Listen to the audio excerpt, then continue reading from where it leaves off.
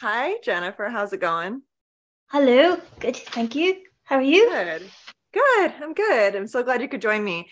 I was so moved by your Twitter thread. I retweeted of yours a few weeks ago, and I wanted to have you on as a guest. I hadn't had a chance to really delve in deep on the whole speaking with trans widows, and I think that trans widows' voices are very important to this cause. And I think, I mean, as you know, often they get,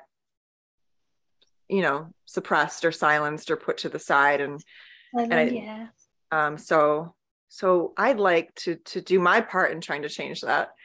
Thank you. Starting with you. I Yeah. appreciate that. Yeah. So of course.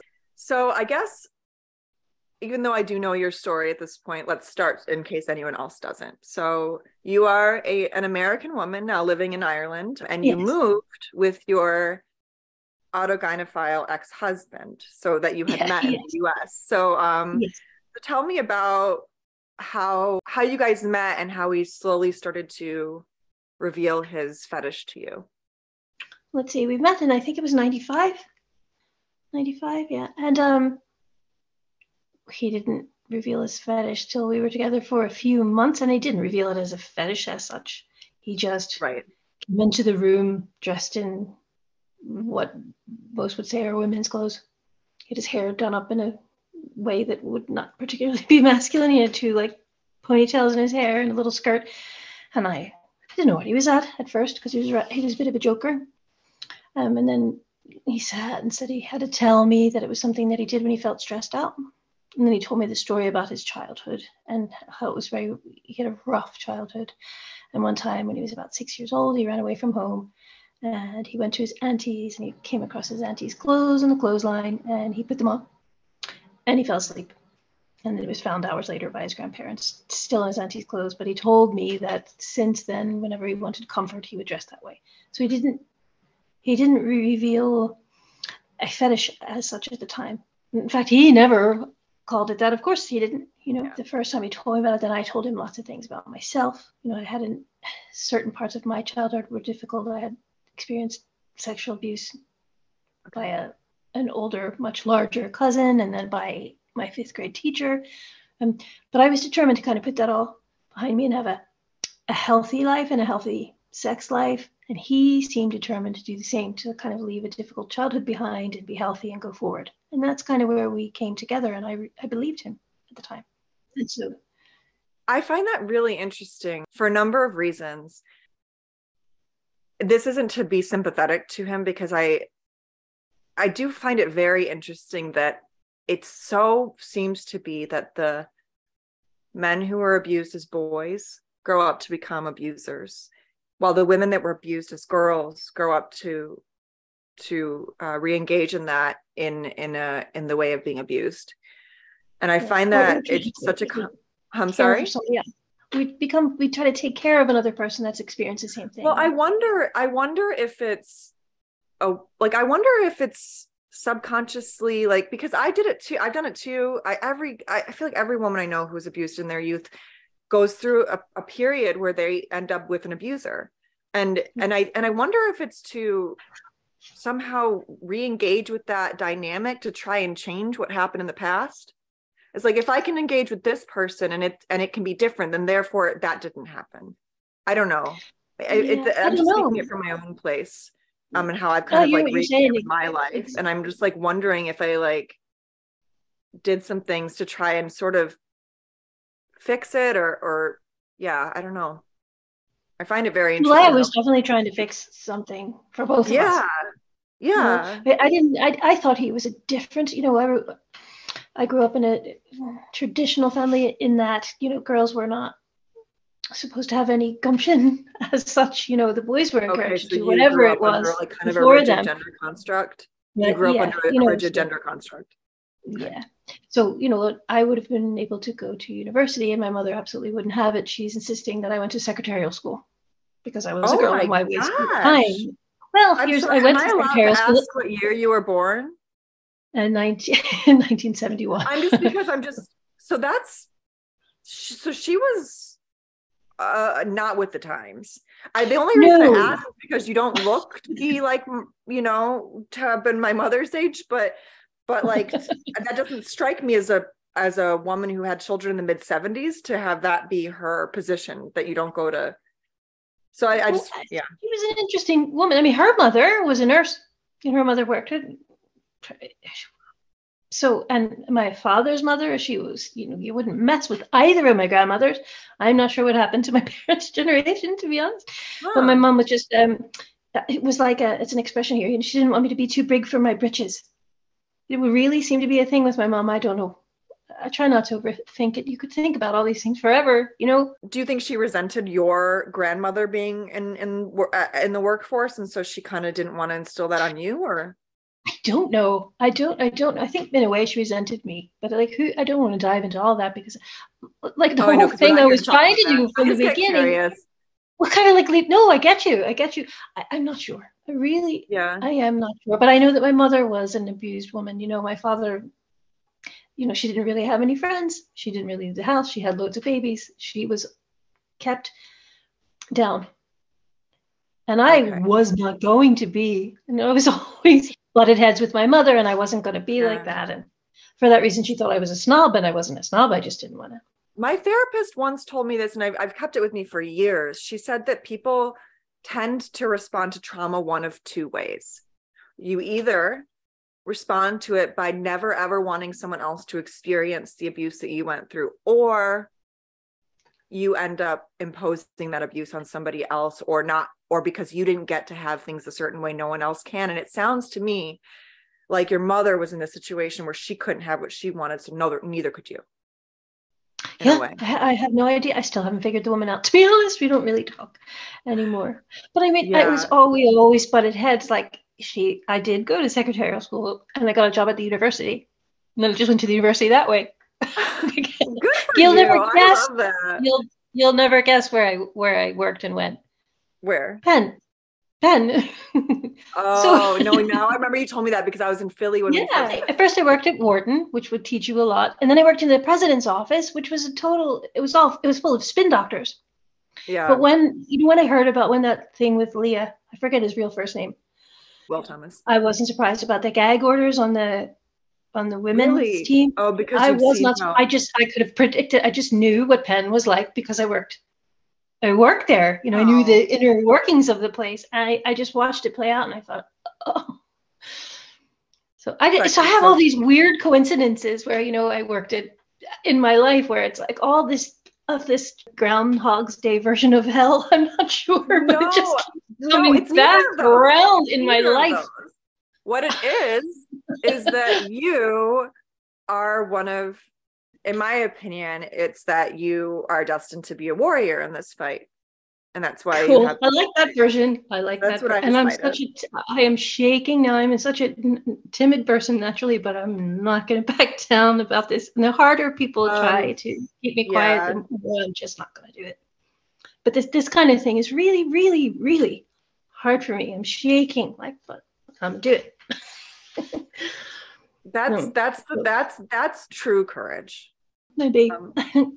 I do think that they're like, so I don't know if you did this as a child, but when I did have CSA, and I had masturbating very young, and I didn't know what, like, it as a coping mechanism is what clinical people think it is. But I do think because AGPs are more disproportionately have childhood trauma, right?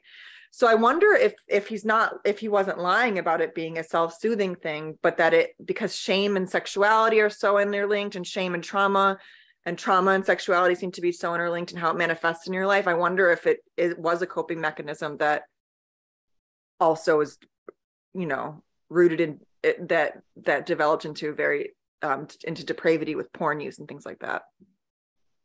Yeah, I don't know. I mean, I don't know that he was particularly lying. I don't know that he had the words to articulate what he was experiencing. I know I didn't have all the words I have now to describe what was happening with either of us. Yeah. So in a way, I'm also retconning, because now I have the language to say what was happening, but I didn't have it then. I just knew that this guy was having a rough time.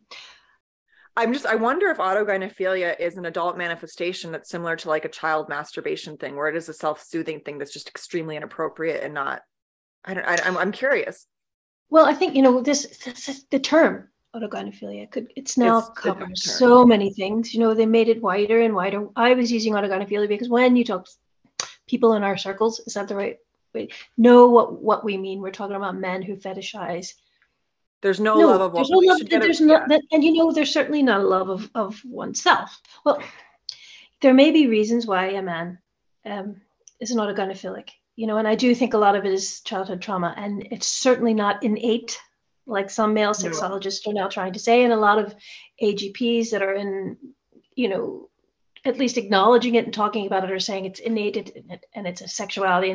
But it doesn't happen anywhere else in the animal kingdom. It's not innate. It's not a sexuality. It's a fetish. At the end of the day, whatever the reasons are for what they're doing, they know that they're crossing lines and they're violating boundaries. And it's about control. It's about control of women and control of everyone. And it's also about the violation, the transgression. This is not part of the definition of autogynephilia for any of these male sexologists, but women who've been with autogynephiles, like they could have, there's this big thing. If we only understood them, then they might behave differently. And don't shame the man. He can't help it if he has autogynephilia, but it's all connected, and it comes from entitlement. At the end of the day, these men feel entitled to violate us because they're wounded or they've had something happen to them, and because of that, they feel entitled. And it's the humiliation turns them on. It's a very deep humiliation kink, the transgressing, the idea of themselves as a sissified, abused, subjugated, raped, dominated woman. It's predatory. It's a predatory paraphilia. Oh yeah, absolutely. I mean, you can see that all around us, no matter. If your whole shtick is that you get off on transgressing someone's boundaries, that is inherently predatory. Yeah. So when they say, since I was 3 years old, I knew that I wanted to wear girls' clothes. Yes, since you were 3 years old, you wanted to. What's mine is mine, and what's yours is mine. And women know that they're a threat, and we have to protect ourselves at this point. Who cares what their reasons are? Because they've wreaked absolute havoc. Obviously, women are talking about men's behavior. So I'm sick of people saying, don't shame the autogynephilic, shame the man's behavior. It's all connected. We have to protect ourselves at this, and our kids, they are being groomed toward this. Absolutely. It's certainly not innate. They're being groomed toward this. And I ever spoke up in the first place was watching all 3 of my kids be captured by this to one degree or another, because Ireland is utterly captured. I know. It's overwhelming what it's like here. Yeah. So when you bring up a good point, where is we need to stop trying to normalize, humanize, or understand these men on an emotional level. I don't think autogynephiles belong in this movement. I don't think that they get to define their own sexual deviancy. I don't think that's an appropriate way to go. I don't think there should be 2 men at a table talking about what that sexual deviancy is, because I don't think they're ever going to get to the truth of it. I do think that there should be some way of trying to study the root of it in order to prevent it from happening, because we know porn is the root of it for a lot of people. Like if you didn't experience trauma in childhood, which seems to be the root of it, or getting bullied or whatever else, porn is creating these more AGPs. They're creating them. Porn is creating autogynephiles, and it's creating pedophiles. It's creating sexual deviancy. It's creating zoophilia. Because if one begets another, like one paraphilia begets another, they often come in clusters. Well, and it's just because porn is an addiction. It's a drug. And so your tolerance level for depravity goes up, and you need more and more. And I remember you told me a harrowing story. Your ex particularly had a sleeping fetish. Yeah, and that's come up, since you and I first talked. That's come up because of, Bill Cosby. What is it? Non-binary sex therapist from Philadelphia. If we actually grappled with the fact that sex negativity is what causes this type of behavior, then we could create a world where in a idyllically sex-positive world, someone is able to pay conscious women to come and be drugged so that I can get my kink out, my fetish on having sex with unconscious people. There's a consensual way to do that. And I was just so over the top. And it's funny, an Irish guy over here who's fighting against gender ideology saw it, and he was appalled, and then he wrote his take on it, and he called it something like, I'm sorry, I can't remember the title, but it was pretty much like raping unconscious women. At the end of the day, it's the end game. These men don't want consent. If we gave consent, then they would have they wouldn't be motivated. It's they want no consent, and now they don't want the ability. There's no ability whatsoever to consent, and that's just going to lead on to eliminating those who won't consent. The ultimate goal for some, to get to this, but no one. It's called somnophilia. I had to look it up. You said that one time your ex made you watch one of those porns, right? Yeah, and he liked that idea, but I couldn't see back then how those things fit together for him, because it was the lack of consent. The more I said no, he would back off when we were younger completely. People wondered how I was there with him so long, but he would back off completely. He would say he understood why it was unhealthy, and he would stop altogether. And then something would trigger him, usually when I had a baby. And they would start, and he would have a certain bitterness of resentment, and there's a lot of that there. It was resentment, but also he said he didn't find you sexually attractive anymore. Like, was he jealous of your ability to have a baby? Was there resentment for that, or like, did he was no, I think it was no, for this guy in particular. I just think it was a way for him to put me in my place. Because for him, and so many of them, it's to put women in their place, to say, this is what a woman is, this is what's attractive, this is not good enough, and that's what it's just appalling. Like, that kind of shit makes me seethe a bit, because it's like, you want to say you're a woman, and yet you're going to tell the woman you're with that she's not attractive to you when she's in the process of doing the most female thing you can do, which is bear children.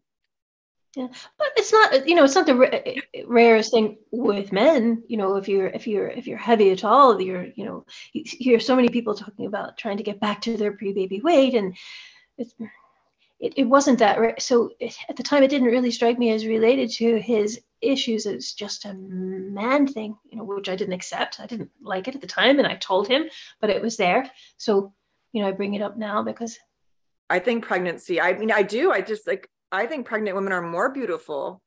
Like, they have a glow. It's just I certainly liked it. It was a really nice time for me. I think that pregnant women have like I think they're more beautiful. I've met someone that say that. Who knows? Maybe they're just saying it in TV interviews, but I don't think it's men writ large that think that pregnant women are ugly. Oh, no, me either. I just mean, it's not as if it's that rare.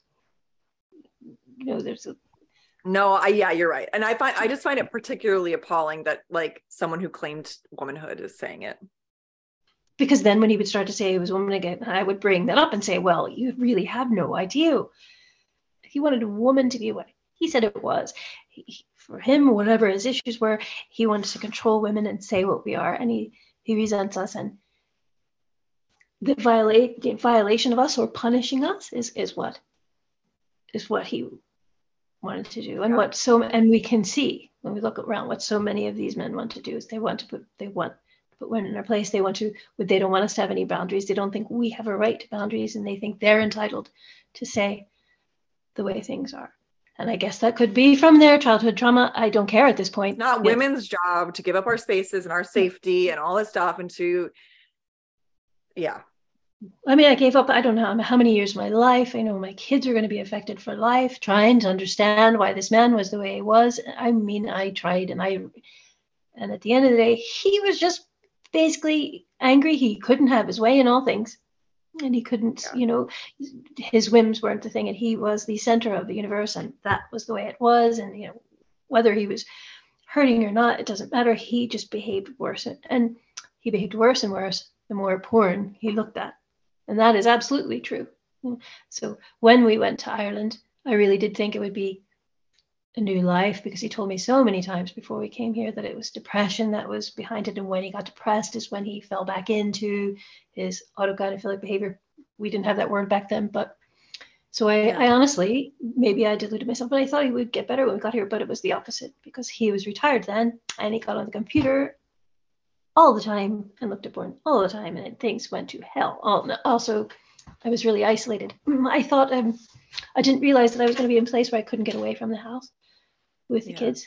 In Philly, I did my own thing with the kids. I had my life with the kids, and our issues were there, but I was able to enjoy my time with my children, and I felt like my life was basically good. And then moving here with him, it was going to be a more family thing. And he would spend more time with us, and he would be happy and home. And how much of him doing that do you think was manipulative intentionally, and how much of it do you think he convinced himself it would work to get out of? I really still don't know. I still don't know. I mean, looking at the way he's behaved since, I find if you're with an autograph, they will not let go. They will not leave you alone. They must have control of you. I don't know if they don't want you to tell the world what they're at. They want to keep hiding it or what it is. But my God, it's hard to shake one of them. That I feel like that's also the narcissism too at play, like the narcissist rage. Yeah. You know, I mean, and that is in the definition, you know, for Blanchard and the rest of them, the love of oneself. You know, in that way, I can see how you could call it that, because they make themselves the center of the universe and they don't think about how their behavior affects anyone else. So I've read recent things that they think narcissists are actually really deeply unhappy and insecure people, and then that overcompensation is the bravado and the control, and that's why when you piss a narcissist off, you get that narcissistic rage, because it's like which I find interesting. And then he moved himself to a place where he could basically abuse women legally, right?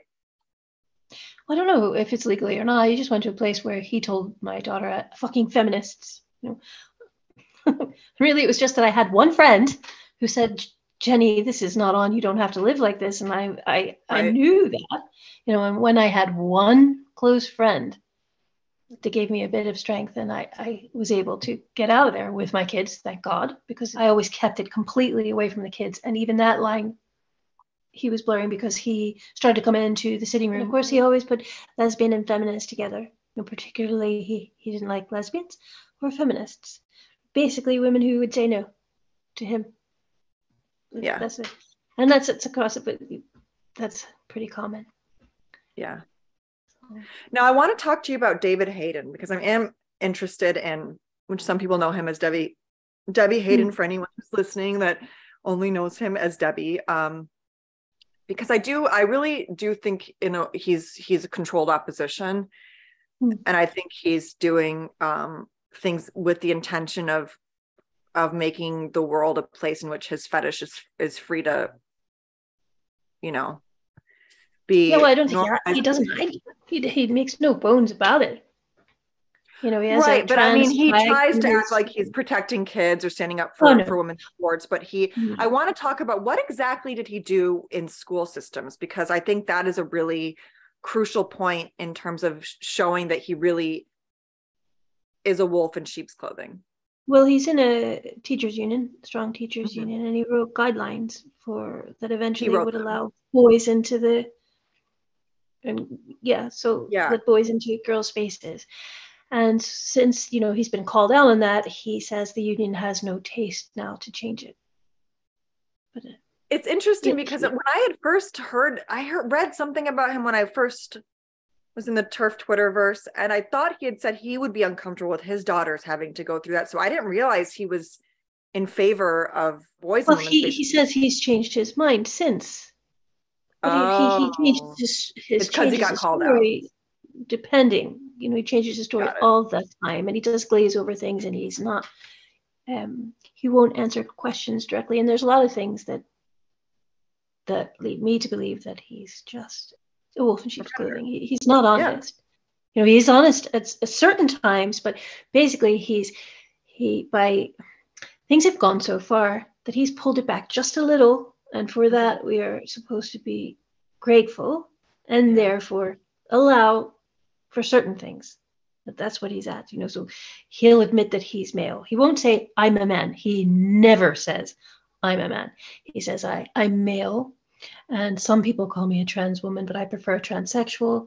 Then you ask him to define one or the other, and it's just, there was this one tweet so funny. It was like trans means, no, woman in this case means nothing, just like a bicycle or a clownfish or I don't something mad. Like, Of he's course. full of No shit. words mean anything Absolutely unless, full of shit. yeah. and he's dying to have the excuse of it being innate. He'll say these things if you watch him, and Yeah, you'll see he that tries to, because he wants to define it as a sexuality, heterosexuality, and he wants to say he can't help it. He didn't ask for it. I see that a lot. They didn't ask for it. But I know that these men can control themselves, and they're very plotting in what they do. For example, he didn't tell the woman that he married that he had these issues until they had 3 kids. Part of the thing is when I started to just counter what he put out there, I was suspended on Twitter.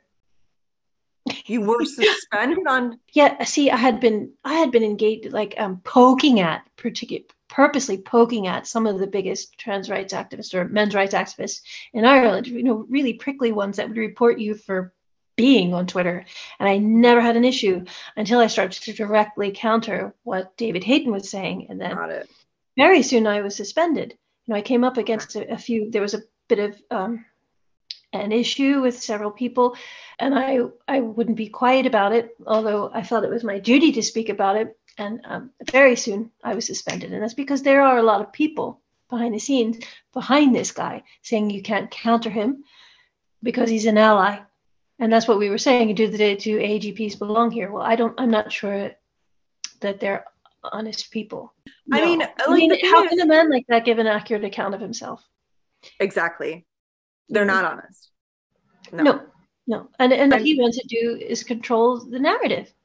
Yeah. And there's a talk between where he and his wife actually have a voice, and she asked him, if it gets really difficult for me, this process, will you leave? And he said he would. And it got so that she couldn't handle it anymore, and she asked him to leave, and he would not.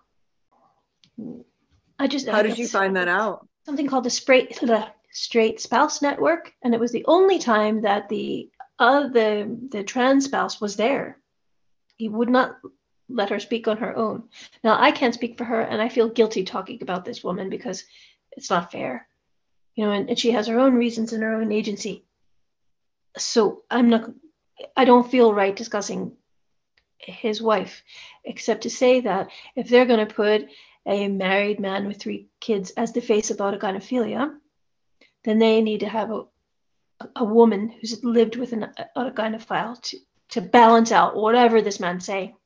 Yeah. Because, the male sexologists that have studied this are all about blaming women for it or shaming women for talking about it. Yeah. They don't. It really rubbed me watching Benjamin Boyce interview this AGP, and I don't think that Benjamin Boyce was coming at it from, I think Benjamin Boyce he's platformed rad femmes. He's not anti-feminist, but he's male. It's as simple as that. The things like the 4 of us women watching it, we understood the euphemisms. We could translate what was going on, what was being said underneath. I don't think many men can, and it's simply because women have evolutionary biology that makes us suss a predator out much quicker. Well, yeah.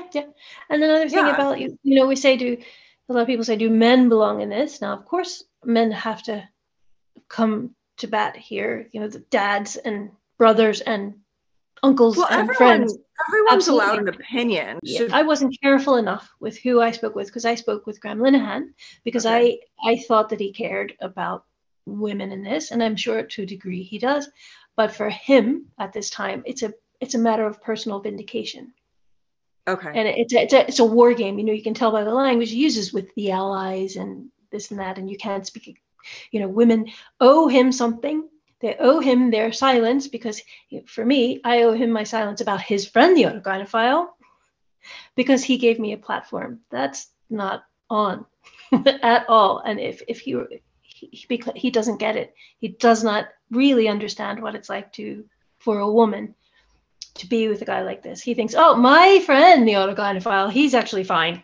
And now Jenny, who I was very happy to use when I thought it might vindicate myself, well, now her stuff is drama because it's inconvenient to me. And it's really about, because at the end of the day, Grandma Linehan is quite right about all these things.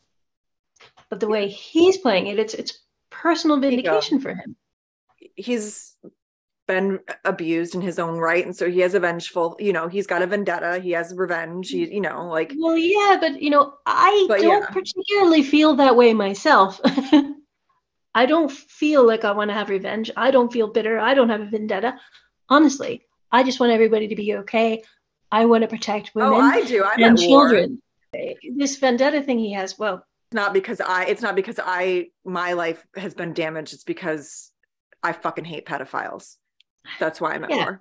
But it really isn't about getting back at these guys. I think that we need to see them for what they are, and we need to protect ourselves and kids. I want to protect. That's the thing. I contacted Linehan myself because I knew he was talking about it. I had already talked to Erin Brewer, who's American. Okay, she's wonderful. But because I'm in Ireland, and Ireland is so utterly captured, I wanted to do something here. It's a smaller country. Yeah. I'm based here. My kids are here. So I want to do something here. So I contacted him. So that was me. But I only spoke because even though I got away from my ex, when I thought the kids were going to start to be exposed to it, I got away. And years later, I watched as each one of my kids became captured. And it isn't because of my ex, it's because of where I live. It's so bad. And it's every part of government. And after I got away from my ex, this was about 10 years ago, when I went to domestic violence groups, and I got kicked out of a domestic violence group because I tried to articulate my abuse by saying that my ex thought he was a woman, and it was already so captured that the women in the group were like, no, trans women are women, and you're a bigot, and I had to leave the bit. And then I couldn't find a therapist for myself, right? Then, so I got myself better, and then I just watched as my kids became captured. Then my daughter wanted to wear a binder. My son started to think he was trans. My youngest was afraid. All of their friends were in one. They're all in the arts, Yeah. Oh, the kid, and that's when I started to become very concerned. I could not find a therapist for one of my kids that would do anything but affirm him and push him further down the path. And they absolutely want to come between you and your kids. So I remember I was still on Facebook at the time, naive as I was, and I had liked something from J.K. Rowling. She said, I think it was the response that she gave. It was like turf wars. J.K. Rowling speaks about what she really thinks or something. And she talked about domestic violence, worried about kids. So I shared that on Facebook. And then I was speaking to a man who was a close friend of mine. And he was furious and tried to explain to me how it was just not on that I like J.K. Rowling. And the more I said, hey, man, you don't know what you're talking about. I experienced this and that. You know that my ex was abusive. I didn't tell you this part because you can't. What do you say to people at the time? Anyway, he was horrible, and he ended up coming to my house with a book by that Serrano one, The Whipping Girl, trying to explain to me how I didn't understand that these men were actually women. It was insane. Anyone can read The Whipping Girl, and when I was trying to support, I tried to be just not to be a TRA, but I tried to support a gender ideology, and I that book pissed me off. It was part of my peaking journey, finding women in terms of being gang raped. Yeah, and this is what this man, after I told him this is what he brought to my house. So then he and his boyfriend have since, they haven't liked the fact that my story got around, and there was dialogue in my wee town about it, and they did not like that, so they started a pride group. And it's gotten really big. So my entire town now goes to this pride parade, and my town is really happy about it because they think it's about not being homophobic. And I can't stand watching this town I love, that I've come really fond of it. People are out in the street. There's this old guy, he lost one of his kids, and he's wearing a rainbow hula skirt, and he's big smile on his face because he thinks he's being a good guy. He's out there supporting gay people. He has no idea that these two men that started this are vindictive fetishists, and they're connected to the scariest kind of people in this movement in Ireland. They speak to one woman who, have you heard of Gender GP? It's over here. It's a way that gender Genders? DP is determined to Oh, wow. sneak the cross-sex hormones and puberty blockers to kids that say they're trans behind parents' back, or they override doctors' prescription or whatever. They're a really shady group, and they're affiliated with this one. They're affiliated with this other trans activist called Izzy Kamakadasi, she's insane. She says TERFs aren't human. And she was invited to my tiny, tiny, wee, out of the way town to speak. This woman she's not okay, but they've got people in the town thinking that this is an honorary guest from the gay community. And it's not. It's to intimidate an extreme extremist. But if I try to talk to people about that in my town, they just look at me like I have 10 heads, and now it's going around that I'm anti-gay. That has nothing whatsoever. In fact, I'm the opposite, because I know there's 2 kids in my town that are trying to desist. Their parents are finally having a dialogue. And now this festival is going to happen again. And how are those kids going to feel? Because there's forced teaming going on. There's this idea that if you leave the cult, you're betraying your trans brothers and sisters. So these kids and their parents who are finally getting, what's that going to do? And this is in the middle of nowhere. And I feel responsible because they did it to get back at me. Why? How are you responsible for someone else being a bully? No one would believe me. It sounds mad, but no one believe me in a million. And now who's gonna suffer? It's the young ones that are gonna suffer, because I don't. It just bounces off me. People have said so much to me. I don't care. But the young ones and the Munchausen parents, because there's those, of course. Like there's one. There's a woman in town, and everybody knows that that's what she's like. And sure enough, since the last festival, one of her kids is now trans. Oh, of course. Worse with the trans housings, because it's like you combine Munchausen's with like oppression fetishism. It's just oh my God. It's just there's so many ways that it gets to you. This is going back to trans widows, when we know the men, the type of men that are behind it, because it wasn't nice, hapless autogynephiles who snuck all this in by stealth. It wasn't autogynephiles that want to help the children that had self-ID. It wasn't the gay trans either. It wasn't the gay, the ones that were actually been persecuted and had employment issues and kicked out of their homes and become sex workers. It's not that. It's straight autogynephile privileged men. Yeah, and there's a group called TENI in Ireland, the Trans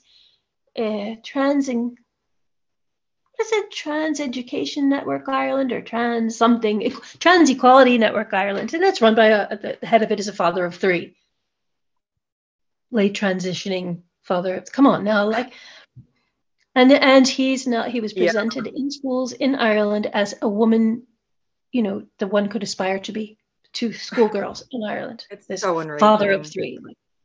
And but people, in this group, what do people think they're telling girls right now? They're transing strong women from the past.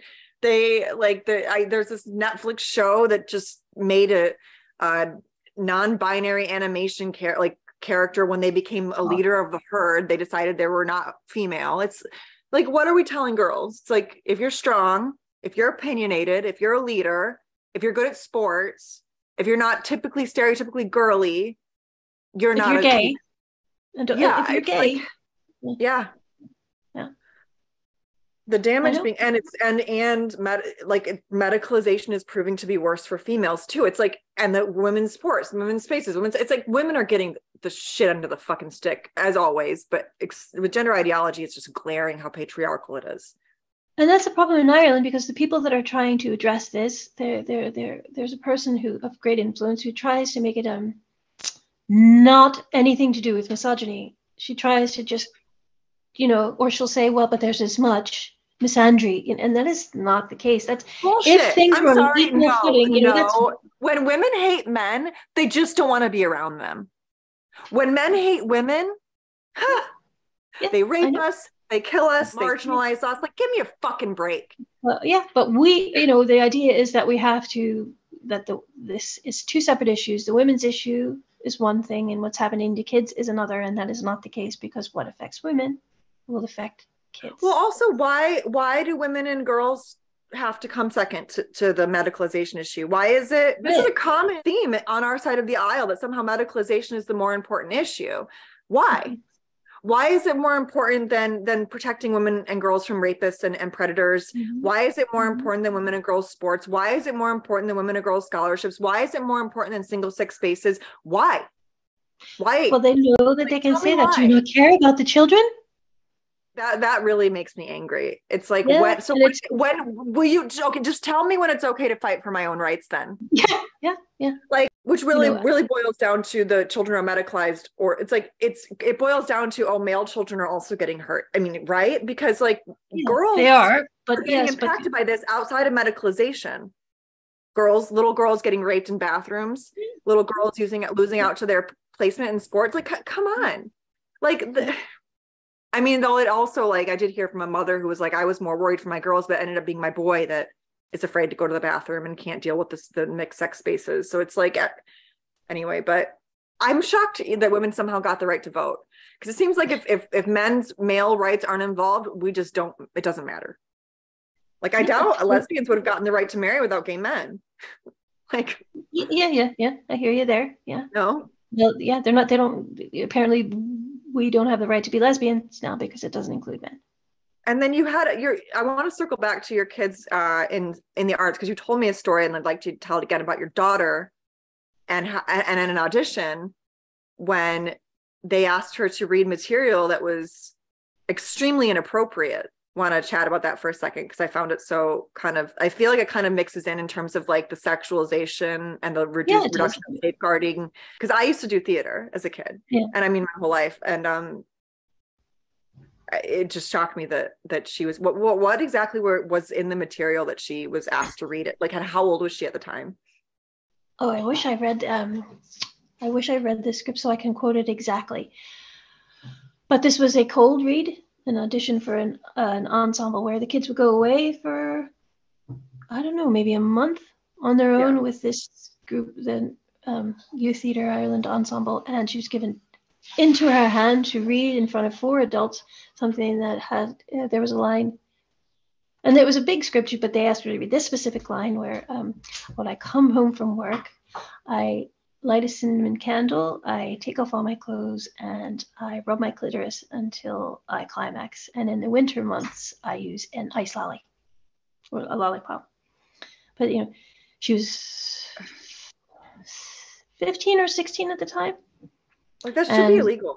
I don't even know how it's not. And there were some boys who were given scripts, and it was something like 2 boys were talking in an elevator, and he said, they were kind of arguing, and the one said, well, what was I supposed to do? Before I knew it, the lad was out and I was drilling it into her arse. I mean, because this crazy one wouldn't stop rubbing up against him or something. It was just so bad. What is happening? Yeah. And why? When did we move from like, I don't like.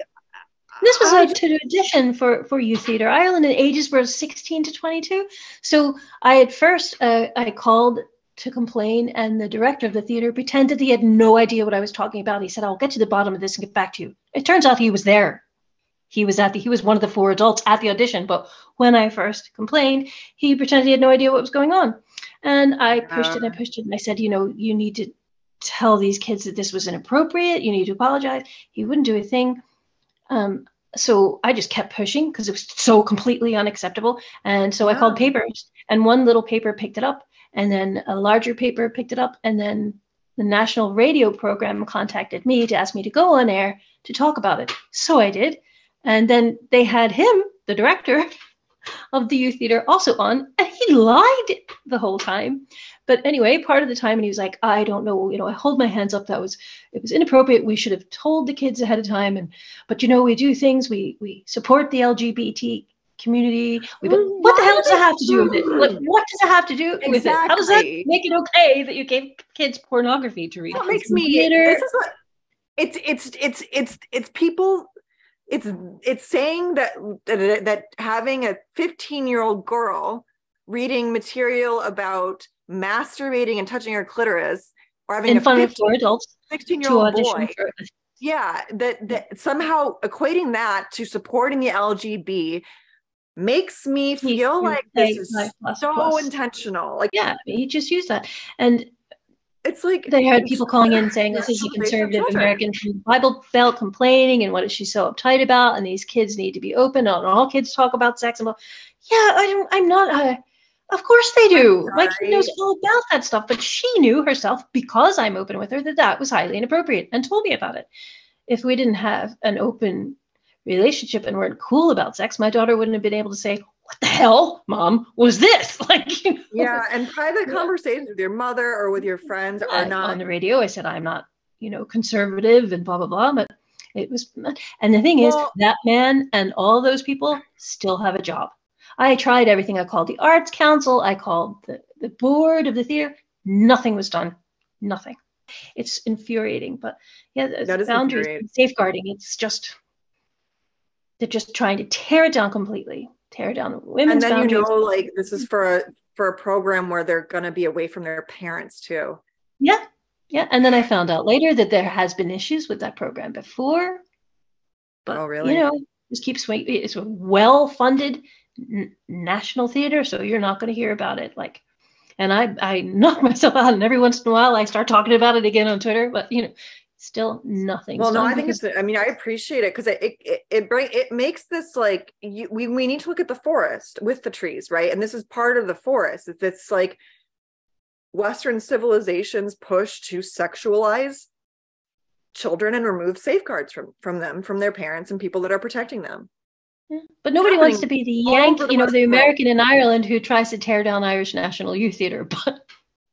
But this is what happened. I can't help my accent. My kid was there and it was wrong. And the writer, who was his friend who wrote the script, it was a woman who wrote that script, and she was there. Those people should not have a job. And there was a safeguarding officer. They didn't give it to her. She didn't see the script. But she doesn't admit that now. They totally went around their own guidelines. I mean, it's just also they don't have a leg to stand on, and still nothing was done. It's just it makes me wonder what's going to happen when things, like, I have a feeling it could end up being a puritanical backlash, like really bad backlash, which doesn't help women in any way either.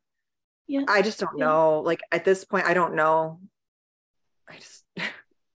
It's got it. They're just, I don't know what's going to happen, but it's really upsetting. Yeah, it is. And there will be a backlash. And women already are feeling the backlash. And you know what? Young gay people are feeling the backlash because the trans rights activist insists that if you question or even say boo to one, you're attacking all, and that's baloney. That's forced teaming. Oh yeah, I mean the people are jumping off the trans train, and it's starting to be okay in a way, like not like slowly, whatever, but slowly you can see that the tide is turning. This has been really wonderful. I am trying really hard to not continue on with episodes that are over an hour and a half because it's been breaking my brain to edit them. Yeah, so sorry.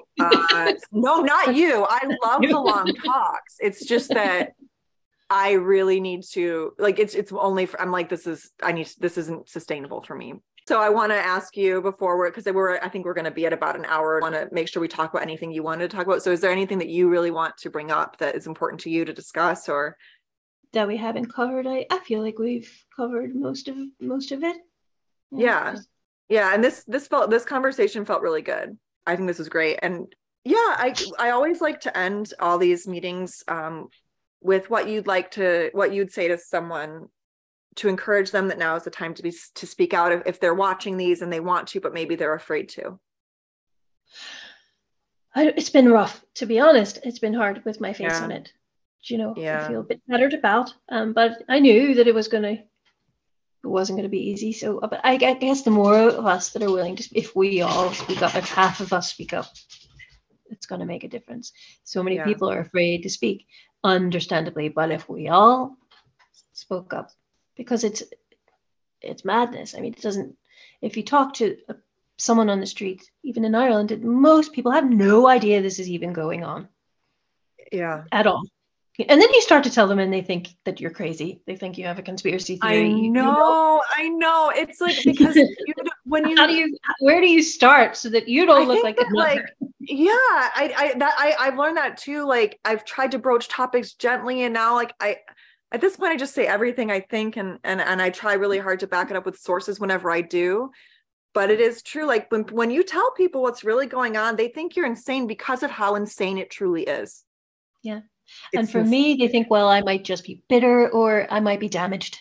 I might be an unreliable because I was a victim, and blah, as if women don't overcome all kinds of things with our wits intact, and well, they think to themselves, this wouldn't happen to me. This is all distant from me because it wouldn't happen to me. And I'm going to say, look around you. It's governments, it's universities, it's the medical establishment, it's newspapers. If you want to blame women, first tell all these huge organizations with so much power to sort themselves out. Like, this isn't on women. It's just not. People see it stemmed in feminism. I don't care. Gender was created by men to control society, mostly to control women. So you're never, fuck off if you're going to tell me this is women's fault. Our own subjugation, our own oppression, and our own marginalization and abuse is not our fucking fault. No. And now it's a fetish. And although I know this has been extraordinarily difficult for you, and you've had to endure probably the most of anyone who has to fight this fight, in terms of like, not at all. But you've been far more than me. I have our stuff with it.